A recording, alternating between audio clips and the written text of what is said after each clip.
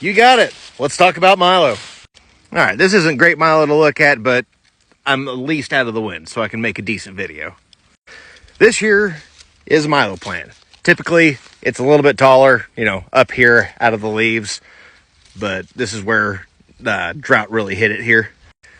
That puts up these big bushy heads, which are usually filled with all sorts of little round grain. This is red Milo. There's also white Milo, cream, peach colored Milo. There's a bunch of different types of colors of Milo. Some of them do different things. Some of them are better for other things. Like there's a white Milo, I believe that's food grade that you can use for flour for those people who are gluten intolerant and stuff like that. Now, as a general rule of thumb, just consider Milo 85% of corn. Now, this isn't a precise metric, but it's one that gets you close enough to see what it's all about. Milo has 85% the nutritional value that corn does for animals. It's also about 85% the cost to produce this corn. You have about 85% of the yield that you could get with corn. It takes about 85% the nitrogen that you would typically use to make corn.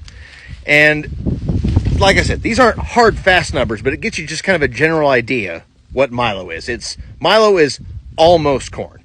And also, it's generally 85% the price of corn. Except for sometimes during the fall when we have plus bases, or if that really big country overseas that might own the clock app really wants some for their hog industry. Generally, Milo is just used for animal feed. I do believe there are some of it that can be used for ethanol, although I'm not really sure on that. We don't really have any ethanol plants around here. For us, a decent Milo crop is in the 90s. If you can break 100 on Milo, you're doing pretty good. Up until corn genetics have gotten a lot better, we've just typically been all Milo and no corn, because our ground here just, for the most part, can't support a lot of those high-performing corn hybrids. We don't have the soil quality, and we don't have the rain necessary to really make bumper crop corn like you see further north. Now, one of the things we love about Milo is that after we harvest it, there's generally a lot of roughage left over. There's a lot of leaves, heads that don't make it into the header, and even threshed out heads. The cows like to eat those. This makes for great grazing, although you typically do have to supplement with a little bit of protein.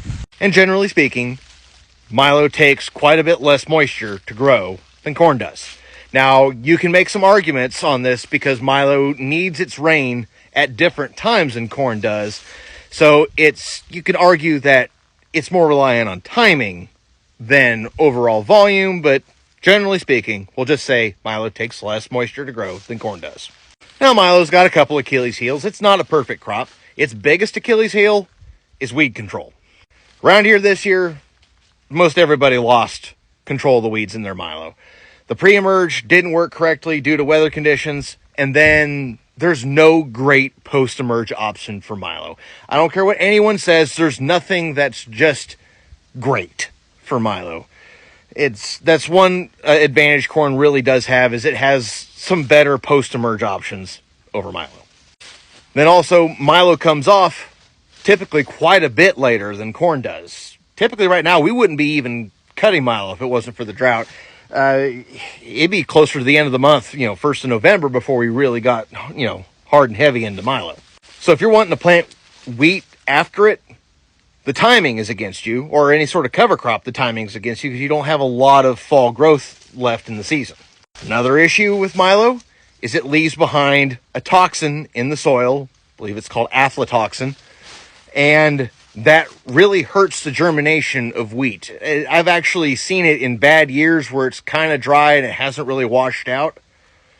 Just nuke a standing wheat crop. The wheat will come up, it'll look green for a little bit and then turn yellow and then just be done.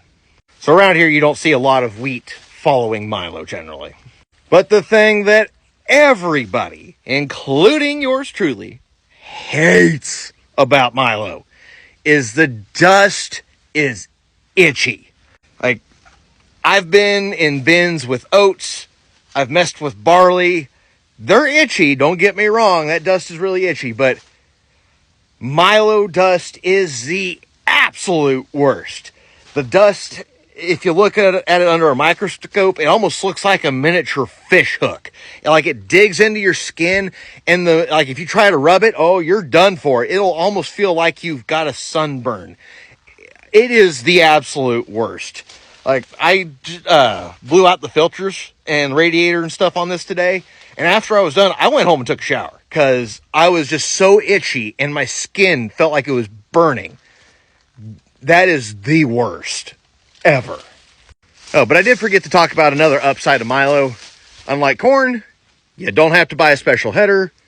This is just our flex draper head that we use for pretty much, everything else other than corn, and we can use to cut Milo. Now, they do make Milo guards to go on the front to prevent head loss, but we really don't care too much about head loss because, well, what doesn't go in there, the cows will eat off the ground.